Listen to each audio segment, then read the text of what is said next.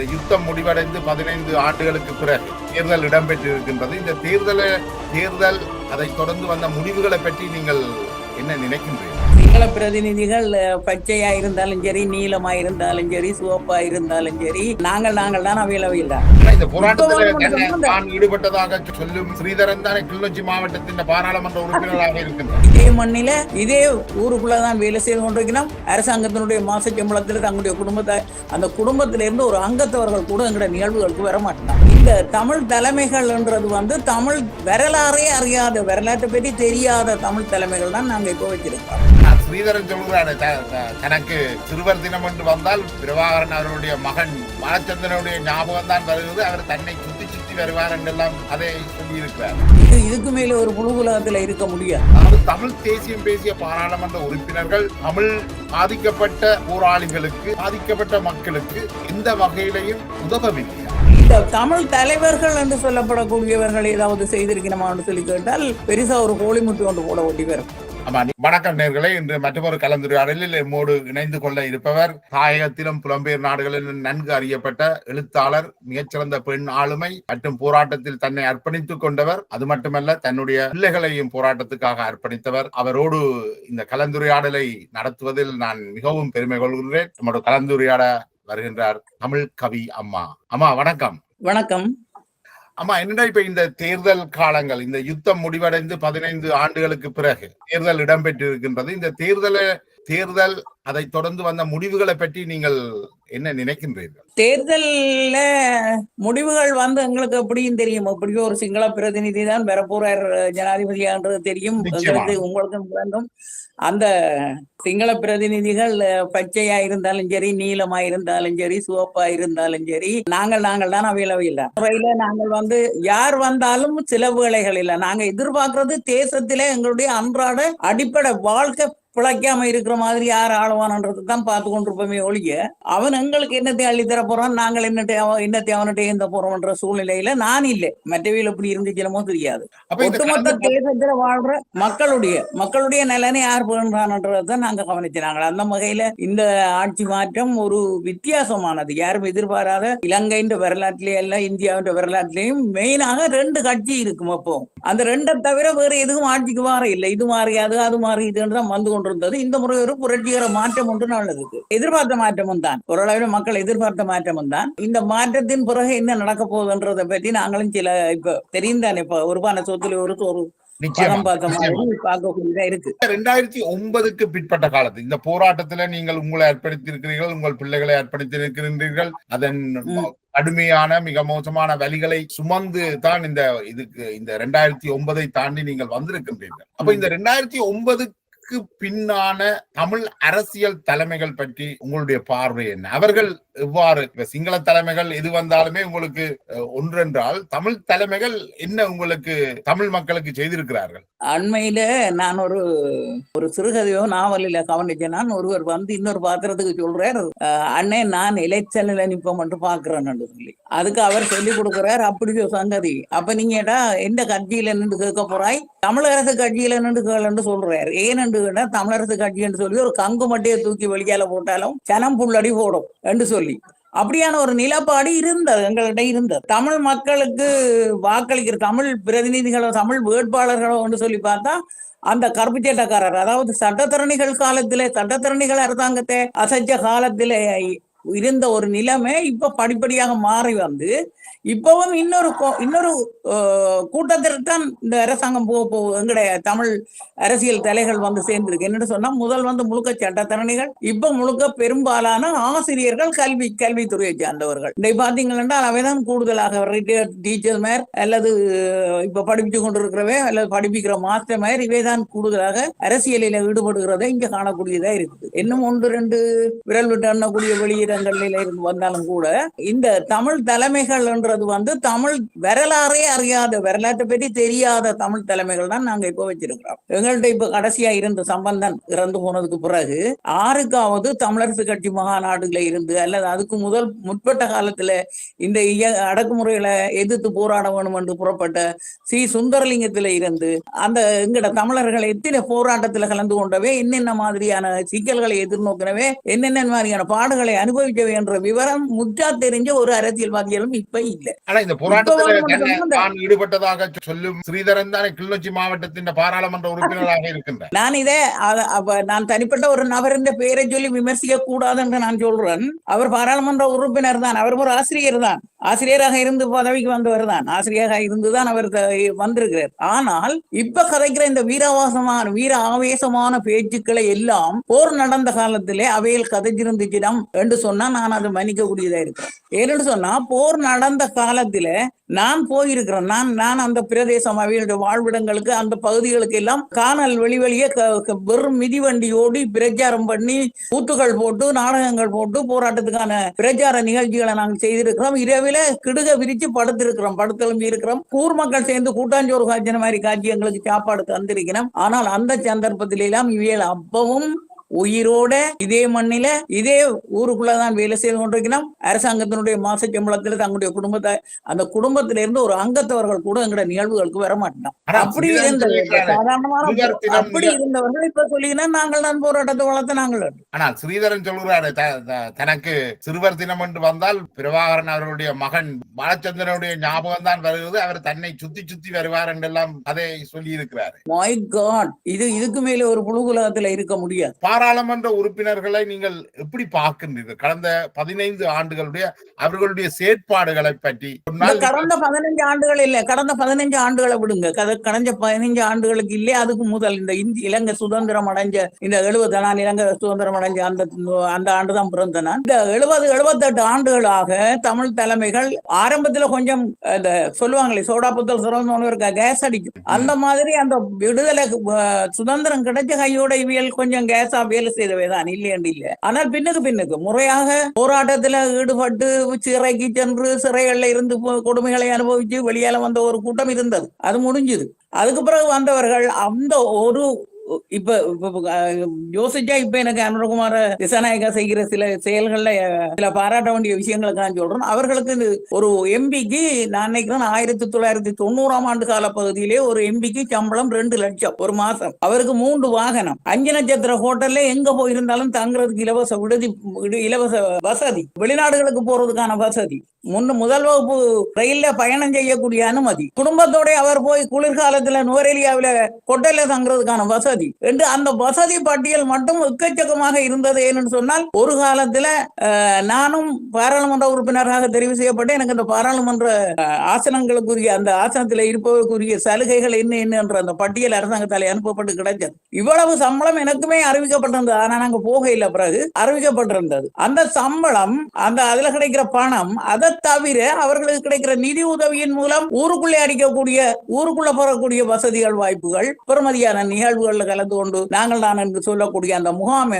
தலைமைத்துவ பவர் சக்தி மக்கள் எல்லாம் எங்களோட தான் என்ற மாதிரியான ஒரு மிதப்பு. இந்த மிதப்புகளுக்காக அவர்கள் தமிழ் எம்பிக்கள் திரும்ப வாக்கு கேட்டார்கள், வாங்கினார்கள், வாழ்ந்தார்கள் என்று சொல்லி உதாரணமாக நான் சொல்வேன், போர் நடந்த காலத்திலேயும் வவுனியா மாவட்டத்துக்கு யாழ்ப்பாணம் மாவட்டத்துக்கு எல்லாம் யாழ்ப்பாணத்துக்கு எல்லாம் ஒரு அரசியல் தலைவர் இருந்தவர், ஒரு எம்பி இருந்தவர், பாராளுமன்ற உறுப்பினர் இருந்தவர் தான். இப்ப வவுனியாவை பொறுத்த மட்டும் நான் சொல்றேன், அவங்க அரசாங்கத்தோட நிக்கிற மாதிரி நின்றாலும் கூட ஏதோ செய்திருக்கிறாங்க தமிழருக்கு. கொஞ்சம் சில குடியேற்ற நிலங்கள் காப்பாற்றப்பட்டிருக்க இல்லப்புறங்கள் மற்ற மக்களுக்கும் ஏதோ செய்திருக்கிறாங்க. அங்க உள்ள விதவைகளுக்கு உதவியலோ அதோ இதோ இதை நான் போய் பார்த்த அளவிலே எனக்கு அது திருப்தியாக இருக்குது. ஆனால் இந்த தமிழ் தலைவர்கள் என்று சொல்லப்படக்கூடியவர்கள் ஏதாவது செய்திருக்கணுமான்னு சொல்லி கேட்டால் பெருசா ஒரு கோழிமுட்டி ஒன்று போட வேண்டி வரும். நீங்கள் ஒரு மிகப்பெரிய குற்றச்சாட்டு தமிழ் பாராளுமன்ற உறுப்பினர்கள் மீது வைக்கிறீர்கள். அதிலையும் அதை வைக்கிறதுக்கான உரிமையும் தகுதியும் உங்களை தவிர வேறு ஒருவருக்கும் இல்லை.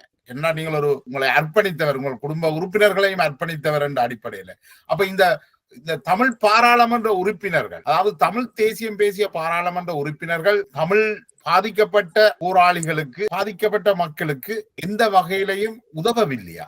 அவர்களுக்கு உதவக்கூடிய அளவுக்கு அவையோட கையில எதுவுமே இல்லையே. இலங்கை அரசாங்கத்தினுடைய அந்த கோட்பாடுகளின்படி அவர்களின் கைகளுக்கு வருகிற சொல்லப்போனா அந்த வடக்கு கிழக்கு அபிவிருத்தி திட்டங்கள் எல்லாம் அதிகமாக சொந்தராத்துக்காரர்களால மேற்கொள்ளப்பட்டு அவங்களே செய்து ஓட்டு போயிட்டாங்களோ ஒழிய இங்க எம்பி மேற்ற கையில எதுவும் கொடுத்ததாக எனக்கு தெரியல.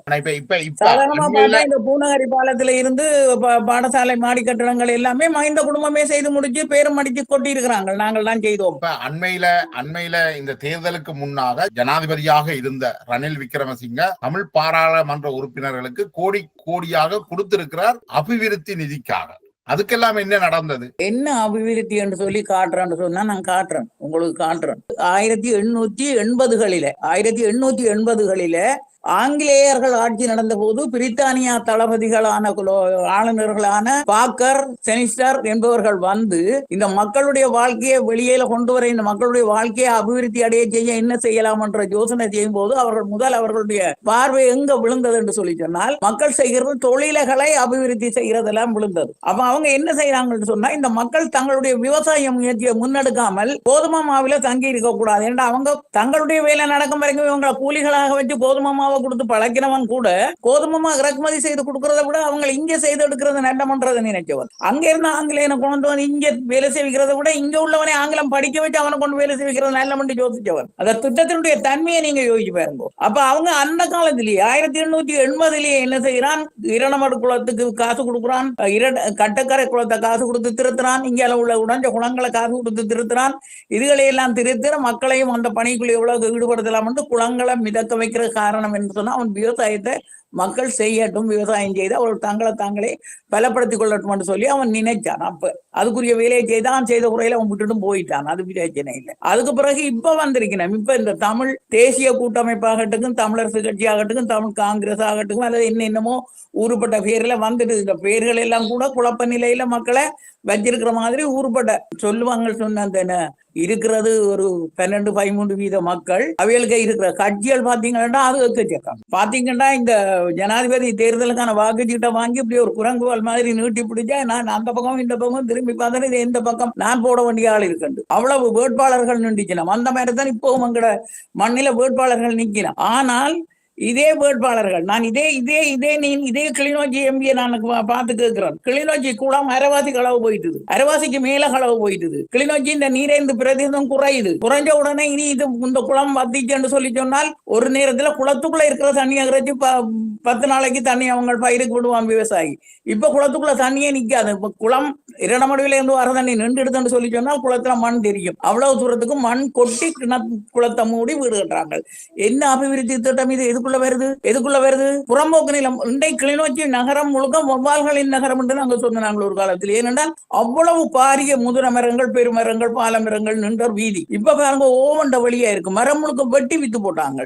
எங்க போனவே நாட்டினுடைய இப்பவும் இந்த குளத்துக்குள்ளே எனக்கும் ஒரு அரியடி நிலம் கிடைக்குமோன்னு சொல்லி அந்த ஆக்கள் தேடுகினமே ஒழிக்க பிடிச்சவையோட எது கிடைக்க மாட்டேன். நான் நேரடியாகவே நீர்ப்பாசன இலாக்கா அதிகாரிகள் இவியல் எல்லாரும் வந்து வேண்டியிருக்கா தேர்தல் மீட்டிங் வைக்கிறது. நான் வந்த உடனே நான் கேட்டேன், ஒரு காலத்துல இந்த குளவழிக்குள்ள 300-400 மாடுகள் மேய்ச்சி ஒரு மேய்ச்சல் தரவையாக இருந்த நிலம். ஒரு காலத்துல இங்க உள்ள ஏழை பெண்கள் கிடுகு உர போட்டு கிடுகு பின்னி வித்த நிலம் குளம். ஒரு காலத்துல இங்க ஆடு மாடு வளர்க்காத வீடே இல்லை. எல்லா வீடுகளையும் ஆளுக்கு ஒரு பசு இருந்தது, 2 ஆடு இருந்தது, 2 மாடு இருந்தது. இதெல்லாம் இந்த குளத்துக்குள்ள அவங்க மேய கட்டி வளர்த்து அவங்களோட வீட்டை வளமா பாலோட வச்சிருந்தவங்க. இப்ப என்ன நடக்குது? குளம் முழுக்க பிடிச்சு அடைச்சு மதிலும் கட்டி, மதிலுக்கால தண்ணி ரோட்ல வர தண்ணி மதிலுக்கால குளத்துக்கு கூட போக முடியாது அப்படி செய்திருக்காங்க. பஸ் தரிப்பு நிலையம் அப்படி ஒவ்வொன்றையும் நாங்கள் திட்டமிட்டு சொல்றோம். ஆர் பொறுப்புண்டா ஆண்டவனை தங்க போகணும். இதுக்கு கடவுள் தான் பொறுப்பு.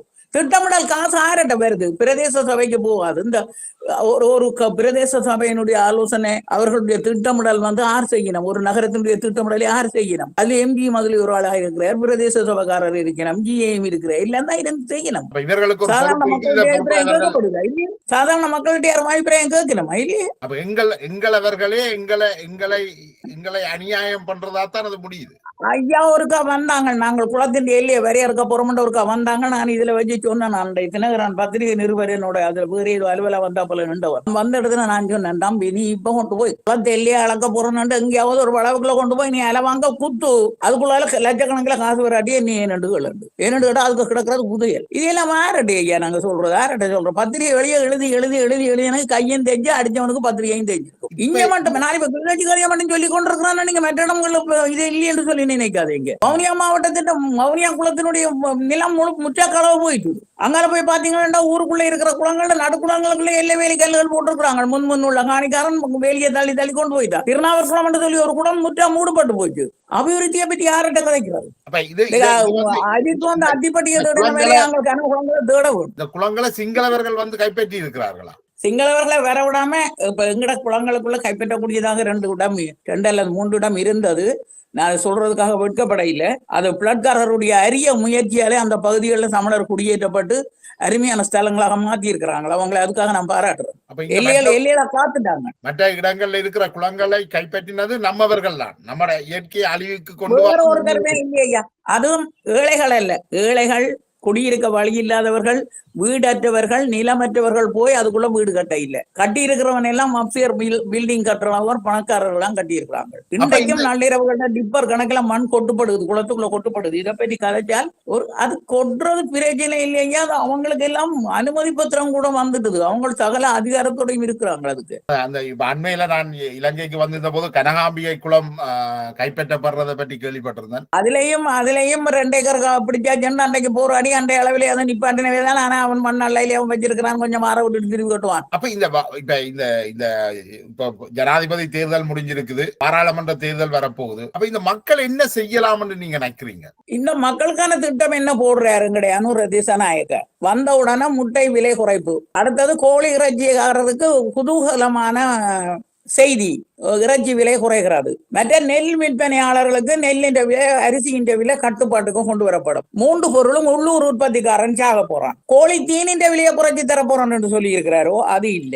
அந்த அரிசி நெல்லுக்காக நான் பசலைய உரத்தை மானியத்தை குறைக்க போறோம், மானியமா கொடுக்க போறோம் என்று சொல்லி இருக்கிறாரோ அது இல்ல. கோழி வளர்ப்பாளர்களுக்கு ஏதாவது சலுகை, அவர்களுக்குரிய வாய்ப்பு வசதிகளை ஏதும் செய்து கொடுக்க போறோம்னு சொல்லி இருக்கோ அது இல்ல. ஆனால் எங்கேயும் வீட்டுக்கு வீடு தங்களுடைய சுய முயற்சியால வளர்க்கிற கோழி வளர்ப்பாளர்கள், ஆடு வளர்ப்பாளர்கள், மாடு வளர்ப்பாளர்கள், பால், நாங்கள் பாலை எங்கட ஊருக்குள்ள கறக்கிற பாலை வித்து போட்டு பால் மா வாங்கி பால் குடிக்கிற தேத்தன் குடிக்கிறோம். மக்களுடைய பழக்க வழக்கங்கள் எல்லாம் போச்சு. இந்த உள்ளூர் உற்பத்திகளை, உள்ளூர்ல உற்பத்தி செய்யக்கூடிய பொருட்களை இறக்குமதி செய்யறத முதல்ல தடுக்க வேண்டும். யார் செய்யற? அது செய்யாமல் நாங்கள் முட்டை எங்களுக்கு வேண்டாம் கூட முட்டைன்னு சொல்லுவோம்னு சொன்னால் இந்தியா ஏற்றுக்கொள்ளுமோ? இந்தியாவோட இவருடைய நட்பை இவர் வெட்ட முடியுமோ?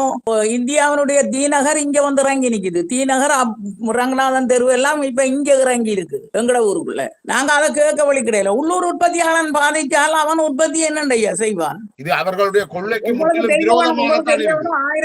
1964 சிரிமாவும் ஆட்சிக்கு வந்த போது, சிரிமா ஆட்சிக்கு வந்து கொஞ்ச நாளால செய்த வேலை என்று சொன்னால் இறக்குமதியை தடை செய்தது. இந்தியா துணிமணி வராது, பத்திரிகைகள் வராது, சீனாவில இருந்து வர்றது வராது, ஜப்பான்ல இருந்து வர்றது வாகனம், அது இது சகலம் நிறுத்திட்டாள். சகலம் நிறுத்தின பிறகு எல்லாரும் உற்பத்தியில சாப்பிடுங்கன்னு சொல்லி உளுந்து இல்ல, பயிர் இல்ல, செத்தல் இல்ல, மல்லி இல்ல, அரிசி இல்ல, பானுக்கு நைட் செகண்ட் ஷோ படம் பார்த்துட்டு ராவில குந்தி இருந்து பான் வாங்குது சனம், வாழைக்கிழங்கி அவிச்சு தின்னுது, நிழல் மரவழி அவிச்சு தின்னு மயங்கி விழுகுது, பட்டினியில காகத்தை சுட்டு தின்ற சனமும் இருக்குது. அப்படியான பட்டினி கிடந்தும் 2 வருஷத்துக்குள்ள செத்தல் மிளகாய், வெங்காயம், பச்சை மிளகாய், மற்ற மரக்கறி வகை, உளுந்து, பயறு எல்லாம் உள்ளூர் உற்பத்தியிலேயே. இங்க இருந்து செத்தல் ஏத்தி ரயில்ல போட்டு குழம்பு கொண்டு போனவன் அங்க இருந்து வரைக்குள்ள உழவு இயந்திரமும் பட்டியும் புதுசா கொண்டான். இங்க இருந்து உளுந்து மூட்டை ஏற்றி டவுனுக்கு கொண்டு போனவன் அங்க இருந்து மாடும் வண்டிலும் கொள்வனவு செய்து கொண்டு வந்தான். அப்படி பணக்காரர் ஆனபடியா இந்த சினிமாவுக்கு தலைமையில பெண்கள் படுத்திருந்து தலைமையிலேயே நடந்து வந்தவர். அவ்வளவு வரவேற்பு கொடுத்தவங்க,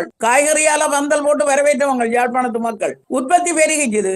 இன்றைக்கு அதே விசுமோடு, அதே மல்லாவி, அதே வட்டக்கட்சி எல்லா பிரதேசத்திலையும் 1/2 கிலோ மிளகாய் இருக்காண்டுகள், 1/2 கிலோ மிளகாய் உற்பத்தி செய்கிறான் ஆண்டுகளுக்கும், 1/2 கிலோ வெங்காயம் விளையுது ஆண்டுகளுக்கும். அப்ப நீ இந்த அரசாங்கம் வந்து உள்ளூர் உற்பத்தி பொருட்களுக்கு இலங்கையில தடை, இறக்குமதி செய்வதற்கான தடையை விதித்தால் உள்ளூர் உற்பத்தி அதிகரிக்கும் என்று சொல்றீங்க. இப்ப இவங்க என்ன சொன்னால் உள்ளூர்ல இப்ப கொழும்பு அல்லது பிரதான நகரங்கள், பொதுவா கொழும்பு பிரதான நகரங்களில மட்டுமில்ல, இங்கால எங்கட இப்ப இந்த கிளிநொச்சி அடிப்படை வசதிகள் இன்னும் பெருக்கப்பட முடியாத இருக்கிற கிளிநொச்சி நகரத்துல கூட ஆன்லைன் கடைகள் விற்பனைக்கும், ஆன்லைன்ல சாப்பாடு எடுக்கலாம், உடுப்படுகை எல்லாம் ஆன்லைன்ல வாங்கக்கூடிய வசதி வந்திருக்கு. எங்கட 100 பாதிரியாருக்குள்ள உள்ள ஒரு கடையில போய் ஆன்லைன்ல பேசி சாப்பாடு வரவழைக்குது. ஆன்லைன்ல சாப்பாடு விற்கிறவனுக்கு தேவையான அந்த பாம் ஆயில இருந்து முட்டையில இருந்து அந்த சாமான எல்லாம் அவன் வாங்கி இந்த மாதிரி நாட்டு நாட்டு உற்பத்திகளை அல்லது இயற்கை உற்பத்திகளை இயற்கை விவசாயத்தில் கிடைக்கிற பொருள்களை வச்சு அவன் செய்து கொள்ள முடியாது. அவனுக்கு நிரம்ப சாமான் வேணும், மலிஞ்ச சாமான் வேணும். இந்த நிரம்ப சாமான் வாங்கி மலிஞ்ச சாமானை வச்சு அதை 10 நாளைக்கு புரிச்சில வச்சு பிரட்டி போட்டு சுட வச்சு அவன் விற்கிறவனுக்கு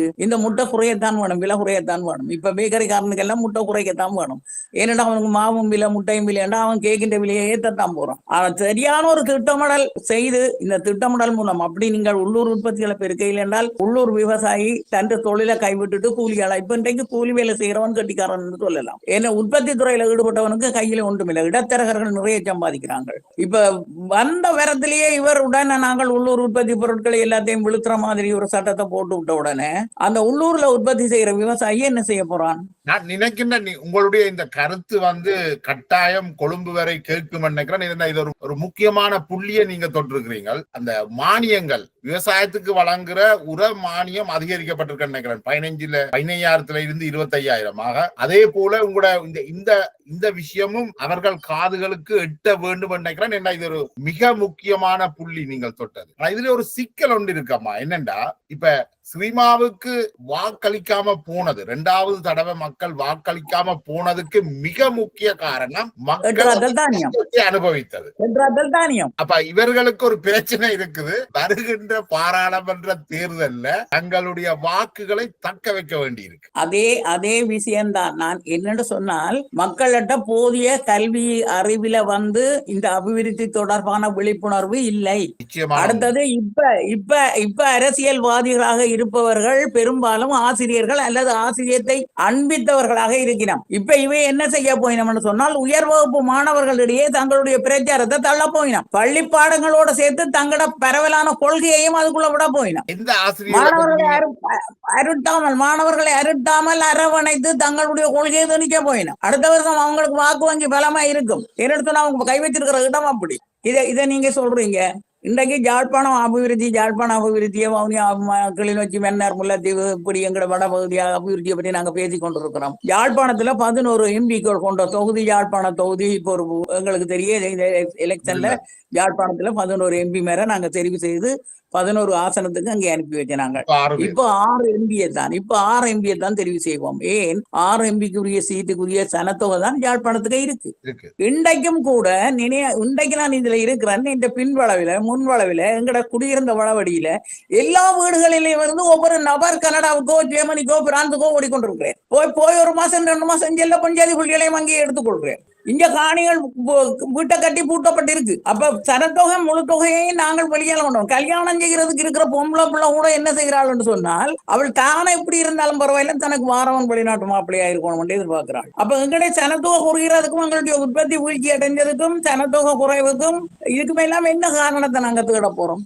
அப்ப இதுக்கான தீர்வை தென் பகுதியில இல்ல சிங்கள அரசியல் தலைவர்கள் கண்டுபிடிக்கணுமா அல்லது தமிழ் மக்களுடைய அரசியல் தலைமைகள் கண்டுபிடிக்கணுமா? ஒரு தரம் கண்டுபிடிக்க மாட்டாங்க. நாங்க சொல்லி வேலையில ஒரு தரம் கண்டுபிடிக்க மாட்டாங்க. ஏன்னு சொன்னால் நீங்க சொன்னது போல இப்ப இந்த முட்டை விலை கோழி முட்டை தின்றவனும் கோழி தின்றவனும் தான் உறவுக்கு வாக்களிக்கவங்க இல்ல. இப்ப எரிபொருள் விலை குறைப்பு அது இதுன்னு சொல்லி அவர் கொஞ்சம் கூட போய் கொண்டிருக்கிறார். ஆனா உங்களுக்கே தெரியும், உங்களுக்கும் தெரியும், உலகத்துக்கே தெரியும், இவியல்கிட்ட ஏற்கனவே இவைய கிராப் பண்ணி இருக்குது 2-3 மிருகம். சீனா, இந்தியா, ஜப்பான் அது இதுன்னு சொல்லி. சரியா? இந்த வெளியில இருந்து இவியலை கைப்பற்றி இருக்கிறவையில இவியல் வட்டிக்கு கொடுத்துட்டு வாங்கி கொண்டிருக்கிறார்கள். வட்டிக்காரன் ஓகே சொல்லாம இவை தாங்கள் வெளியில சாமான் வாங்கவும் இல்லாது வெளியில சாமான் விற்கவும் இல்லாது. ஏற்கனவே பிடி கொடுத்துட்டு தான் இப்ப நடவடிக்கை நடந்து கொண்டிருக்குது. ஆகவே இந்த விலை குறைப்பு அல்லது விலையை குறைச்சு போட்டு சாமான் தரம் என்று சொல்லி சொன்னாலும் அந்த முட்டையை அங்க 35 ரூபாய்க்கு வாங்கி கொண்டு வந்த முட்டையை இங்க இந்தியன் முட்டையை வச்சு வித்தவங்க தான் அது பந்தி வழியே சாப்பாட்டோட சேர்த்து பரிமாறவும் பட்டதுதான். எங்களுக்கே கணக்கு தெரியும். அந்த முட்டையை கோழி போட்டு கிழமை சென்றிருக்கும் இவங்க கொள்வனவு செய்ய. அது கொண்டு கப்பல் துறையில கொண்டு சேர்க்கைகளை இன்னும் 1 வாரம் போயிருக்கும். கப்பல் துறையில இருந்து இலங்கைக்கு இறங்கைகளை இன்னும் 1 வாரம் போயிருக்கும். பிறகு அது தனியார் பகத்தக நிலையங்களுக்கு போக மேலும் 1 வாரம் செல்லும். ஏறக்குறைய 1.5 மாசம் சென்ற பிறகுதான் நாங்க கொள்வனவு செய்ய போறோம். நுகர்வோருக்கு சேர போகுது. அப்படி அந்த நாள் சென்ற முட்டையை சாப்பிட்டாலும் எங்களுக்கு அது பரவாயில்லைன்னு சொல்லி வாங்கி சாப்பிடுற சனவங்கள்ட்ட இருந்ததுதான் இருக்குதுதான். இதே நான் சொல்றேன் என்று சொல்லி சொன்னால் இவ்வளவு இப்ப பால் மாவெல்லாம் பாருங்க, நாங்கள் பாலாக அனுப்புறோம், அதே அவன் மாவாக மாத்துறான். அதுக்கு அவன் எவ்வளவோ கெமிக்கலை கலந்து அதை மாவாக மாத்தி போட்டு திரும்ப அவன் இதை இங்கே அனுப்புறான். இங்கே அனுப்பிட்டோம்னா நாங்கள் அதை வாங்கி கொண்டு போய் சுடு தண்ணியில் அடிச்சு போட்டு குடிக்கிறோம். கேட்டா பசுப்பாலா குடியன் விடிய கொண்டே ஏன் கோபரேஷனுக்கு பால் அளக்கிறேன் என்று கேட்டால் எங்கடையாக சொல்லும் பசுப்பாலில சளியுங்கோ. பசுப்பாலில சளி அவன் மாத்திக்கொண்டு வர பாலில ஒன்றும் இல்லை. பிரச்சாரம் எங்க எல்லா இடத்துலயும் முன்னுக்கு வர்ற கப்பல்ல மருந்து நிவாரணம் வருது, அடுத்து பின்னுக்கு வர கப்பல்ல ஆயுதம் வருது, அதுக்கு பின்னுக்கு வர கப்பல்ல புனர்வாழ்வு நிவாரணம் நிவாரணம் வருது. முதல் கப்பல்ல ஆயுதம் வருது, அடுத்த கப்பல்ல மருந்து வருது, அடுத்த கப்பல்ல புனர்வாழ்வு நிவாரணம் வருது. இப்ப இருக்கிற கப்பல்ல ஆக்களும் திருப்பி ஏற்றி கொண்டு போயிடுறாங்க. அப்ப இந்த நாடு அபிவிருத்தி அடைகிறதுக்கு இவ்வளவு சிக்கல் இருக்கு, இவ்வளவு விஷயத்தை யோசிக்க வேண்டி இருக்குன்னு சொல்றது எல்லாருக்குமே தெரியுமா? ஒரு தரம் வந்து இந்த ஜி பூம்பா வேலை இல்லை, இது ஜி பூம்பா வந்து நின்று செய்து கொடுக்கறது இல்லை, நாங்கள்லாம் செய்ய வேணும். எங்கேயாவது இப்ப இருக்கிற இளைஞனுக்கு உழுவுறதுக்கு தைரியம் இருக்கா? ஒரு கிடங்கு வெட்ட தைரியம் எல்லாத்துக்கும் மிஷினை தேடுறாங்க. இப்ப நான் எழுதியிருக்கிற நாவல்ல இப்ப எழுதியிருக்கிறேன்னு ஒரு கிணறு வெட்டுறதுக்கு ஒரு விவசாயி எத்தனை நாள் மினை கட்டானன்றதையும் எவ்வளவு கஷ்டப்பட்டானன்றதையும் நான் விரிவா எழுதியிருக்கிறேன். ஆனால் இப்ப அப்படி இல்லை, ஜேசிபி மிஷினை கொண்டு போய் 2 நாள்ல கிண்டி எறிஞ்சு போட்டு 3ஆம் நாள் கட்டி போட்டு போவாங்க. அப்படியும் இல்லை, இப்ப கிணறு ஆழ்துளை கிணறுகள் குழாயை அடிச்சு உள்ளுக்குறக்கி பூமியை கிண்டி போட்டு போறாங்க. ஆமா, இலங்கையின் மிகப்பெரிய பொருளாதார சிக்கலை ஒரு முட்டையை வைத்து மிக தெளிவாக விளக்கி இருக்கிறீர்கள். இப்ப இந்த பிரச்சனையை எப்படி தீர்க்கலாம், அல்லது இதுக்கு என்னதான் வழி? எப்படித்தான் நீங்க சொன்னாலும் உள்ளூர் உற்பத்தியாளன் பிழைக்கிற மாதிரி உள்ளூர் உற்பத்தியாளன் வாழக்கூடிய முறையில இருந்தால் எங்களுடைய நீங்க இப்ப இந்த நுண்கடை கடன், பாங்கு கடன், நுண்கடன் சொல்லி இவங்க வீடு வீடா போட்டு கொண்டு போய் 4 பொம்பளைகள் 3 பொம்பளைகளை சேர்த்து போட்டு கொடுத்த கடன், அல்லது வெளியில உள்ள கடன், எல்லா கடன்களையும் இந்த மாட்டுக்காக கொடுத்த கடன் ஒருக்கா கணக்கு பார்த்து புள்ளி விவரம் எடுக்க சொல்லுங்க பாப்போம். அந்த மாட்டுக்காக இவங்க கொடுத்த கடனுக்கு அவ்வளவு சனமும் அந்த சொன்னபடி வாங்கின கடனுக்கு மாடு வாங்கி வளர்த்திருந்தால் இன்றைக்கு இலங்கையில இருந்து பால் பொருட்கள் ஏற்றுமதியாகும். இலங்கையில இருந்து ஏற்றுமதி செய்யக்கூடிய பொருளாக மாட்டுப்பாலும் இருந்திருக்கும், முட்டையும் இருந்திருக்கும்,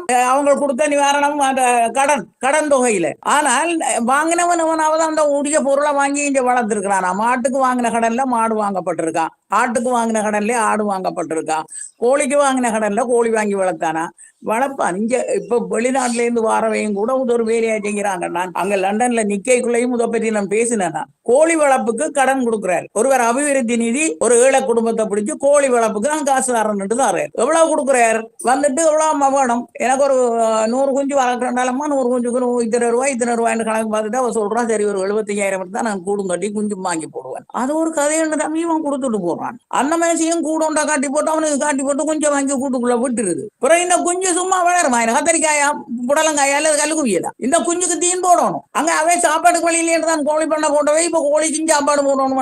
வைக்க வசதி இல்லாம இருக்கும். 2 மாசம் 30,000 20,000 முடியும் அந்த கோழி குஞ்சுக்கு தீன் போட்டு கொண்டு போக அது 7 மாசம் செல்லும் வரைக்கும் பலன் வராது. 7 மாசம் செல்லும் வரைக்கும் இவள் போடுற தீன்ல 1000-1200 ரூபாய்க்கு மேலே அது தின்றுடும் ஒரு கோழி. அப்ப என்ன செய்யறான், ஒரு ராத்து பெறுவதற்கு அதுக்கு முதல் வரைகளை என்ன செய்யறான், கோழி குஞ்சுகள் சந்தைக்கு போகுது. சந்தைக்கு போய் 1000 ரூபாய் படி 500 ரூபாய் படி அந்த கோழி குஞ்சுகளை வித்து போட்டு வந்து இந்த புனர்வாழ்வுல கொடுத்தவர் வந்து அங்கேயே கோழிகள் வாங்கி தந்தாங்க. எங்க பாப்பமும் கூட வட்டியே கேட்டா ஐயோ அதுங்க நரி பிடிச்சு கொண்டு போட்டு. ஆனா ஆமா, முந்தி இப்ப நாங்கள் இருக்கின்ற பொழுது என்னுடைய தாயாரும் கோழி வளர்த்தார். எங்களுக்கு ஒரு தடவை நிதி தரையில நாங்கள் கோழி முட்டை எடுத்து அடை வச்சோம், குஞ்சு பொறிச்சது, பிறகு அதுகள் வளர அதுல இருந்து குஞ்சு பொறிச்சு, இப்படித்தானே நாங்கள் கோழி வளர்த்த. நாங்கள் எல்லா வீட்லயும் நாட்டு கோழி அப்படித்தான் வளர்க்கறது. நானும் இந்த என்ன டைம் 100 கோழி நிக்குது. நான் அதைத்தான் சொல்றேன், என்ன டைம் 100 கோழி நிக்குது. நாளுக்கு இப்ப சராசரியாக 20 முட்டை 15 முதல் 20 முட்டை சராசரி எனக்கு முட்டை இடுது கோழி. ஆனால் விற்பனை இல்லை. விற்பனைக்கு நான் பார்த்து கொண்டு இருந்துட்டு கடைசி 6 விலைக்கு கொண்டே சந்தைக்கும் கொடுக்குறோம். ஒரு வாழை முட்டை ஒரு 50 முட்டை ஒரு வாரத்துக்கு 50-60 முட்டை சந்தையிலையும் கொண்டு போய் கொடுக்க வேண்டியிருக்கும். ஏன்னா என்னுடைய வாழ்வாதாரம் இந்த தீவிர தமிழ் தேசியம் கதைக்கிறவர்களே கிளிநொச்சி சந்தையில சாமான் வாங்காமல் நாங்கள் போய் ஃபுட் சிட்டில தானே வாங்குறதுக்கு வரிசையில நிக்கிறோம். Very good. சரி கிளிநொச்சி சந்தையில சாமான் வாங்குறத விட ஃபுட் சிட்டியில வாங்குறது எங்களுக்கு மலிவா இருக்குன்றல. அவன் பேக்கெட் பண்ணி போட்டு ஐஸ் ரூம் தானே, ஏசி தானே, அது வெளியால கொண்டு வந்த உடனே கொண்டு போவோம். ஏசிக்கால வெளியால கொண்டு வந்த உடனே அந்த காய்கறி இது கொண்டு போவோம். அது அங்க உள்ளு கிடக்க புத்தமுசு தான் இருக்கும். ஃபுட் சிட்டியில போய் வாங்குறது, சதோசாவில போய் வாங்குறது, அதெல்லாம் எங்களுக்கு என்னன்னு சொன்னா எங்களை கௌரவத்தை எங்களுக்கு ஒரு கௌரவம் கொடுக்குதாம். அது கிளிநொச்சி சந்தையில போய் அல்லது உங்களோட உள்ளூர் சந்தையில போய் நீங்கள் மரக்கறியை வாங்குவீர்கள் என்றால் உள்ளூர் விவசாயி பயன்பெறுவான். ஆனால் ஃபுட் சிட்டிலயோ சதோசாவிலையோ நீங்கள் போய் பொருளை வாங்கிக்குள்ள அது ஒரு மல்டிநேஷனல் கோஆபரேஷன் ஒன்றுக்கு தான் அந்த காசு போகும். இந்த அடிப்படைகளை கூட விளங்கிக் கொள்ளாத ஒரு நிலைமை ஒன்று இருக்குல்ல. இதுக்கான விழிப்புணர்வுகளை யார் கொடுக்கறது? விழிப்புணர்வு இல்ல ஜனத்துக்கு, அதான் ஒன்று. ஏன்னா நாங்க நீங்க நினைக்கிற மாதிரி இந்த சாதாரண மக்கள் புடிச்சிட்டு எல்லாம் போய் நினைக்கிற மாட்டாங்க. அநேகமா உத்தியோகத்தர்கள், கவர்மெண்ட் வேலைக்காரர், முதலாளி மேலவே போயிடும். குடிச்சிட்டிக்கே நாங்கள் ஒரு நாளும் சாதாரண மக்கள் நின்றது காண இல்லை. இந்த சந்தைக்குள்ள வந்து நாங்கள் இன்றைக்கு அறுவடை செய்கிற பொருளை நாளைக்கு நாங்க வாங்கிட்டு வந்துருவோம். அதுக்கு அங்க ஏசி இல்லை. இப்ப இந்த மக்களுக்கு நீங்கள் என்ன சொல்ல விரும்புறீங்க? இந்த குறிப்பாக இந்த அரசியல் வந்து மிக அரசியல் பேச்சுவார்த்தைகள் அல்லது உரையாடல்கள் மிக தீவிர மிக்க ஒரு காலகட்டமா இது இருக்குது. இப்ப அடுத்த சில மாதங்கள் இருக்க போகுது. அப்ப மக்களுக்கு வந்து நீங்கள் என்ன சொல்ல விரும்புறீங்க? தமிழ் மக்களுக்கு, குறிப்பாக தமிழ் மக்களுக்காகட்டும் சிங்கள மக்களுக்காகட்டும், எங்களை விட மோசமான நிலையில சிங்கள குடும்பங்கள் ஏராளமாக இருக்குது. நாங்கள் அடிப்படை கிராம வசதிகள் எல்லாம் கிராமங்களுக்கு நாங்கள் போய் வந்து கொண்டிருக்கிறோம். எங்களை விட மோசமான நிலையில சிங்கள மக்கள் நிறைய பேர் இருக்கிறோம். தனியா நாங்கள்லாம் கஷ்டப்படுறோம்னு சொல்லக்கூடாது. எப்படி நீங்கள் இனவாதம் கதைக்கிறான் சிங்களவன், இனவாதம் சொன்னீங்களோ அதே அளவு இனவாதத்தை தமிழனும் கதைக்கிறான். 2 பேரும் கதைக்கிறான். ஏன் நீங்கள் அதுகளை விட்டு போட்டு உங்களோட வாழ்க்கையை முன்னேற்ற வழியை நீங்கள் பார்க்க கூடாது? இந்த 4 மொழி நான் தெரியாம தான் ஒரு கேள்விக்காரங்க தெரியாம தான் கேட்கிறேன். இங்க இருந்து சிங்களமும் ஆங்கிலமும் கற்றுக்கொண்டா இலங்கையில நாங்கள் முழு மனுஷரா வாழலாம். ஆங்கிலம் இல்லாட்டியும் சிங்களமும் தமிழும் கற்றுக்கொண்டால் வாழலாம். அதுவோ வர்ற மொழியை நான் கற்கவோ அப்படி நான் இருக்கவோ என்ன பிடிச்சி அடைக்கவோ அது இதுன்னு சொல்லி இங்க நாங்கள் எதிர்த்து போராடினோம். நானும் போராடினாங்க. போராடி எல்லாம் முடிஞ்சுது. இப்ப நான் அதுக்கு பிறகு நான் போய் இப்ப லண்டன்ல அங்க வெளிநாடுகள்ல போய் பார்க்கலாம் தெரியுது. கத்தி இல்லாம, ரத்தம் இல்லாம, போர் இல்லாம, புரட்டு இல்லாம, ஒரு எதிர்ப்பு இல்லாம எங்களுடைய சந்ததி இந்த 2வது 3வது தலைமுறை சந்ததி ஆங்கிலேயனா மாறிடுது. ஆங்கிலேயர் பிறந்துக்காரனா நீக்கிறவனா மாறிடுது. அங்க வாழ போனவனுடைய சந்ததி என்ன மொழி பேசுது, என்ன மாதிரி வாழுது? மற்றது தொடர்ந்து மக்கள் வடக்கு கிழக்கை விட்டு வெளியேறி கொண்டிருக்கிறார்கள். இன்னும் நீங்கள் வேணும்னா நானே சொல்றேன். இப்ப என்னுடைய சுற்றாடல எங்கட வீடு உட்பட சகல வீடுகள்ல இருந்தும் ஒவ்வொரு நபர் வெளிநாட்டுல நிக்கிறேன். ஒரு ஆள் ஒரு 2 பேரும் வெளிநாட்டுல இருக்கிறேன். மக்களுக்கு நாங்கள் ஒன்றும் சொல்ல தேவையில்லை. மக்களுக்கு நாங்கள் இப்ப சொல்ல வேண்டிய தேவை எதுவுமே இல்லை. என்று சொன்னால் வெளிநாட்டுல இருந்து வந்து கொண்டிருக்கின்ற அந்த செல்வாக்கும் செல்வமும் அவர்களை திசை திருப்பிடுது. தமிழ் தேசியம் கதைச்சு கொண்டு இருக்கிறது ஏதாவது ஒரு அர்த்தம் இருக்கா? இப்ப தமிழ் தேசியம் கண்டு கொண்டிருக்கவே யாராவது இந்த மக்களை கூப்பிட்டு அறிவுரை சொல்லினமா? இல்ல நாங்கள் உழைக்கணும், நாங்கள் பிழைக்க வேணும், நாங்கள் இந்த மண்ணை வளர்க்க வேணும். நீங்க சொல்லுங்க. இயக்கத்தின் கண்டுபிடிப்புகள் எல்லாம் ஆயுதம் யுத்தம் சார்ந்தது அல்ல, வெளியில உள்ளதை சொல்றான். இந்த கண்டுபிடிப்புகள் எல்லாமே மக்களை வாழ்ற கரண்ட் இல்லாம நாங்க வாழ படிச்சோம், பழகினோம். சிரட்டக்கரியில ஆட்டப்பமோட பார்த்தா ஓட்டுனார்கள். முத்தியன்காட்டுல விழுந்த வாய்க்காலால விழுகிற அந்த தண்ணியை வச்சு கரண்ட் உற்பத்தி செய்து 2.5 ஏக்கர் 3 ஏக்கருக்கு கரண்ட் கொடுத்தான் ஒருத்தன். பெட்ரோலை நீ அனுப்பாம விட்டா எங்களுக்கு நின்றுட்டு லாமனைய போட்டுட்டு சகல வாகனங்களும் ஓடிச்சுது. இப்போ வீட்டுல ஜாம் போத்தலுக்குள்ள உப்புக்கல்ல போட்டு ஒரு சொட்டு எண்ணெயை விட்டுட்டு அதுல அந்த ஜாம் போத்தல படிச்சு வெண்டாக்கலானே இப்ப டாக்டரா இன்ஜினியரா இருக்கிறாங்க. வெளிநாடுகள்ல போய் நிக்கிறாங்க. வசதியும் வாய்ப்புகளும் இல்லாம நாங்க ஒன்றும் செய்யலாம்னு சொல்லி ஒவ்வொருத்தன் பொக்கெட்டுக்கு 2 பவுன் 3 பவுன் கிடக்குது. அந்த பிள்ளைகளை பார்த்தா இந்த நேரமும் அங்க வெளியிலையும் இங்கேயும் உள்ளுக்கையும் அங்கேயும் தான் பார்த்தேன். மனித உழைப்பு, மனிதனுடைய முயற்சி என்பதே ஒரு தேவையற்ற உண்டா போயிட்டு பார்த்தா 2 பிள்ளைகளும் இந்த பெருவிரலும் அந்த முந்தி சொல்லுவோம். நாங்கள் சாத்திரம்பாக்க கையன் விட்டடி என்றா உள்ளங்கை தேஞ்சிருக்கண்டா. சிறுமாவட்ட காலத்துல சீனி இல்ல, உள்ளங்கையில சீனி வச்சு நக்கி ரேகி அழிஞ்சு போச்சுன்னு சொல்லுவாங்க. அந்த நாளை ஜோக்குக்காரர். இப்ப பாத்தீங்கன்னு சொன்னா பிள்ளைகளுக்கு பெருவிரல் தேஞ்சு போயிருக்கு. 2 கட்ட விரல் இனிமே கைரேகை வைக்கிறதும் சரி வரா. 2 கட்ட விரலும் போன் நோண்டி தேஞ்சு போச்சு. அப்ப இது இப்படித்தான் எங்களுடைய காலம் போய் கொண்டிருக்கு. நாங்க இங்க என்ன செய்ய போறோம்? புலம்பெயர் நாடுகள்ல இருந்து வார நிதியும் அல்லது புலம்பெயர் நாடுகள்ல இருக்கிறவர்களுடைய அழுத்தங்களும் இந்த சமூகத்தை ஒரு தவறான சூழலுக்கு இட்டு செல்லுதா? நிச்சயமாக அங்க இருந்து வார உதவி வழங்கல்களா இருந்தாலும் சரி, எதுவா இருந்தாலும் சரி, கூட்டா வழங்குகிறேன். சில பேர் படிக்கிற பிள்ளைகளுக்கு இப்ப சில பாடசாலைகளுக்கு குடும்ப தலைவர் இல்லாத பாடசாலை பிள்ளைகளுக்கான கல்வி வசதி அது இது செய்து கொடுக்கணும். அப்ப அது ஒரு பொறுமதியான உதவி நான் நினைக்கிறேன். அதுல நல்ல நிறைய பயன் கிடைக்கக்கூடியதா இருக்கும். அந்த பிள்ளைகளை நல்ல நேர்த்தியா படிச்சு முன்னுக்கு வருது. அதை விட்டுட்டு சும்மா இப்ப வந்து ஊர் வழிய கொடுக்குற உதவி நிதிகளால முழுவதையாக மக்களுக்கு பயன் கிடைக்க போறதும் இல்லை. மக்கள் அந்த ஏதோ ஒரு கொஞ்ச நேரத்துக்கு ஆறலாம்ன்ற நிலையை கொடுக்கணும், அவ்வளவுதான். மற்றது அவை இங்க ஆடம்பரமாக நடக்கிற விஷயம் தான் இவைய கிளப்பு போக அவர்கள் தங்களை பெருமைப்படுத்துற வேலையில முதல்ல நிப்பாட்டணும் நினைக்கிறேன் இல்லையா? அவையல் இங்க டக்கண்டு ஒரு பெரிய பிலிம் காட்டி போட்டு பழிக்கிட்டு இருப்பினோம். கண்ணேற்ற சின்னவள் வந்தவளா நீ கண்டனியோன்னு ஒருத்தருக்கு கலப்பினோம். கந்தையிட்ட சின்னவளை போய் பார்த்தா சின்னவளை ஒருத்தருக்கு 5000 ரூபாய் தாள் சும்மா கொடுப்பாள். கொடுத்துட்டு என்ன அவள் வெளிநாட்டால வந்து நிக்கிறான், கொடுத்து போட்டு அவ போடுவான். இவியல நினைப்பின படி எங்கட பெரியவனும் போறோம்னு சொன்னவன் நான் அனுப்பியிருந்தா அவனும் வந்து இப்ப இப்படி கொடுப்பான ஆட்களுக்கு. நிச்சயமாக நீங்க கடந்த ஜனாதிபதி தேர்தலில் நீங்க வாக்களித்தீங்களா? ஆமாம், வாக்குரிமை என்னுடைய சொத்து, அதை நான் வீணாக்க மாட்டேன். அந்த வாக்கை நீங்கள் யாருக்கு அளித்தீங்கன்னு கேட்கலாமா? கேட்டா பரவாயில்ல, நான் ரணிலுக்கு வாக்களிச்சேன். அப்ப நீங்கள் ஏன் தமிழ் பொது வேட்பாளருக்கு வாக்களிக்கல? தமிழ் பொது வேட்பாளர் எனக்கு ஆறுண்டே தெரியாது. அவர் வேட்பாளர் காது கட்டுற பிறகுதான் தெரியும். அவர் ஊருக்குள்ளே அவரை நாங்க கண்டதில்லை. அவங்க ஊருக்குள்ள கால் பதிச்சு நடக்கிறது இல்ல. இந்த அங்க கொழும்புல இருந்து யாழ்ப்பாணத்துல இறங்குவாங்க, யாழ்ப்பாணத்துல ஏறினா கொழும்புல இறங்குவாங்க. அப்ப ரணில் விக்ரமசிங்கவுக்கு ஏன் வாக்களித்தீங்க? அவர் இங்க வந்தவர், எங்களுக்கு கிட்டையும் வந்தவர். அதுக்கும் மட்டுமல்ல, ஒரு நாடு சரியான ஒரு இக்கட்டான நிலையில இருந்த நேரம் அவன் தேர்தலில் தேர்ந்தெடுக்கப்படாத ஒரு அரசியல்வாதி தான். ஆனால் கொஞ்ச நாளைக்கு மக்களை ஆறுதல் படுத்தித்தான் தானே. ஆனா இவ்வளவு பொருளாதார விஷயத்தை மிக தெளிவாக ஒரு முட்டைக்குள்ள வைத்த நீங்கள் ரணிலை எப்படி ஆதரிச்சீங்கள் என்றது எனக்கு தெரியல. எங்களுக்கு அவருடைய கொள்கை ஒன்றும் தேவையில்லை. ரணில் என்கிற கொள்கை, அவன் இப்படிப்பட்டவன், தமிழனுக்கு என்ன செய்ய போறான், சிங்களவனுக்கு என்ன செய்ய போறான் எங்களுக்கு தேவையில்லை. நான் என்னத்துக்கு பார்த்தேன்னு சொன்னால், அந்த பெரிய அரளிய போட்டா போராட்டம் நடந்து மக்கள் கேஸ் சிலிண்டரோடும் மோட்டார் சைக்கிள்களோடும் தெருவழியே நின்ற அந்த காட்சியை இல்லாம பண்ணிருக்கிறான். அதை இல்லாம பண்ணிருக்கிறான். அது ஒன்றுக்காக எனக்கு தெரியும். நான் எந்த வாழ்க்கையிலேயே நான் இதுவரையில நான் நினைக்கிறேன் ஒரு 15-20 தேர்தல் மேல வாக்களிச்சிருக்கிறேன். நான் வாக்களிச்ச விரும்புவதில்லை. இந்த இப்ப நாங்கள் அடுத்த பாராளுமன்ற தேர்தலுக்கு தயாராகி கொண்டிருக்கிறார்கள்.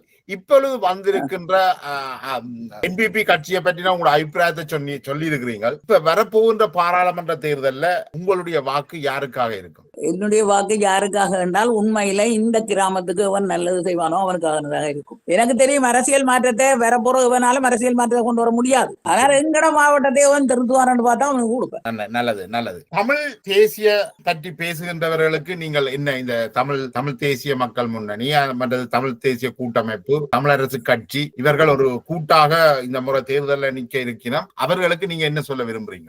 என்ன கூட்டம்? தண்ணி மழைக்கு பெய்கிற கழிவு தண்ணி ஓடிக்கொண்டே போய்கள பரவி ஓடிக்கொண்டு போய் போக்க கண்டோம்னா கூடி ஓடுமல்லோ, போக்குக்குள்ளால கூட ஓடி போயிட்டு நாங்க பிரிஞ்சு கொண்டு போயிருமல்லோ. அது மாதிரி தனி இவங்களோட ஒற்றுமையும் பேந்து பிரிக்கிறதும் இருக்கும். இப்ப பாத்தீங்கன்னா இந்த கூட்டணியில உண்டானு கேட்க போற முடிவே சொல்றது இதெல்லாம் மக்களுக்கு கொடுக்குற ஏமாத்துவே இல்லை. எத்தனை தரம் இவை கூடினவே, எத்தனை தரம் பிரிஞ்சவே. ஒரு சேர சோழ பாண்டியர் காலத்துல இருந்து தமிழன் உண்டாயிருக்க மாட்டான் ஐயா, உண்டாயிருக்க மாட்டான். தமிழரசு கட்சி, தமிழ் காங்கிரஸ் கட்சி என்று எத்தனை விதமா பேருகளை மாத்தி ஜனத்தை நம்ப வச்சு கலத்தறது கொண்டிருக்கிறாங்க. நான் நினைக்கிறேன் நாங்கள் பல்வேறு விஷயங்களையும் மிக காத்திரமாக, பொருளாதாரம் சம்பந்தப்பட்ட விஷயங்களை மிக தெளிவாக உரையாடி இருக்கிறோம். தொடர்ந்தும் நாங்கள் இந்த தேர்தல் மற்றும் இலங்கையுடைய தமிழ் மக்களுடைய சமூக அரசியல் மாற்றங்கள் பற்றி உரையாடுவோம். இவ்வளவு நேரமும் உங்களுடைய நேரத்தை ஒதுக்கி என்னோடு இந்த உரையாடலுக்கு வந்ததுக்கு மிக்க நன்றி அம்மா. நன்றி. எனக்கும் ஒரு சந்தர்ப்பம் தந்ததுக்கு வணக்கம். வணக்கம்.